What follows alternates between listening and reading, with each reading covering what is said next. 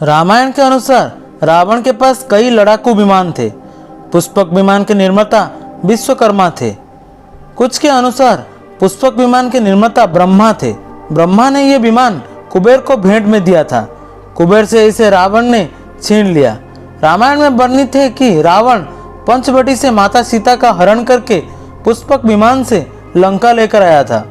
रावण की मृत्यु के बाद विभीषण इसका अधिपति बना और उसने फिर से इसे कुबेर को दे दिया। कुबेर ने इसे राम को उपहार में दे दिया था। राम लंका विजय के बाद अयोध्या इसी विमान से पहुंचे थे। उल्लेखनीय है कि लंका में लड़ाकू विमानों की व्यवस्था प्रहस्त के सुपुर्द थी। यानों में ईंधन की व्यवस्था प्रहस्त ही देखता था। लंका में सूरजमुखी पौधों के फूलों से तेल निकाला जाता था। अब भारत में भी रतनजोत के पौधों से तेल बनाए जाने की प्रक्रिया में तेजी आई है।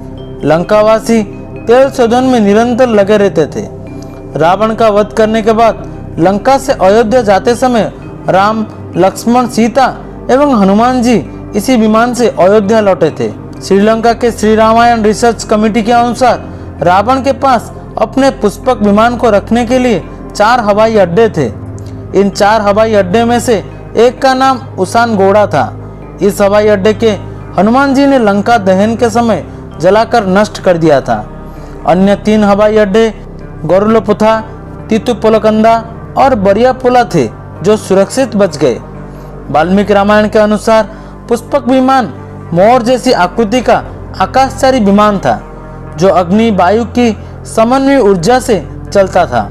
इसकी गति तीव्र थी और चालक की इच्छा अनुसार इसे किसी भी दिशा में गतिशील रखा जा सकता था।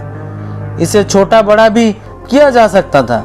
ये सभी ऋतुओं में आरामदायक यानी वातानुकूलित था। इसमें स्वर्णखंभ, मणि निर्मित दरवाजे, मणि स्वर्ण में सीढ़ियां, बेदियां, गुप्त गृह, अट्टालिकाएं तथा नीलम से निर्मित सिंहासन थे। उनके प्रकार के चित्र एवं जालियों से यह सुसज्जित था। यह दिन और रात दोनों समय गतिमान रहने की समर्थ था। तकनीकी दृष्टि से पुष्पक में इतनी खूबियां थी जो वर्तमान विमानों में नहीं है तथा ताजा शोधों से पता चला है कि यदि उस युग का पुष्पक या अन्य विमान आज आकाश गमन कर ले तो उनके विद्युत चुंबकीय प्रभाव से मौजूदा विद्युत और संचार जैसी व्यवस्थाएं ध्वस्त हो जाएंगी। पुष्पक विमान के बारे में यह भी पता चला है कि वो उसी व्यक्ति से संचालित होता था जिसने विमान संचालन से संबंधित मंत्र सिद्ध किया हो, मसलन जिसके हाथ में विमान को संचालित करने वाला रिमोट हो। शोधकर्ता भी इसे कंपन तकनीक से जोड़कर देख रहे हैं। पुष्पक की एक विलक्षणता है कि वो केवल एक स्थान से दूसरे स्थान तक भी उड़ान नहीं भरता था बल्कि एक ग्रह से दूसरे ग्रह तक आवागमन में भी सक्षम था, यानी ये अंतरिक्ष यान की क्षमताओं से भी युक्त था। इस विवरण से जाहिर होता है कि ये उन्नत प्रौद्योगिकी और वास्तुकला का अनूठा नमूना था। आपको क्या लगता है कमेंट में ज़रूर बताइए। अगर वीडियो अच्छा लगा तो लाइक कीजिए, शेयर कीजिए। ऐसे ही वीडियोस के लिए हमारे चैनल को सब्सक्राइब कीजिए।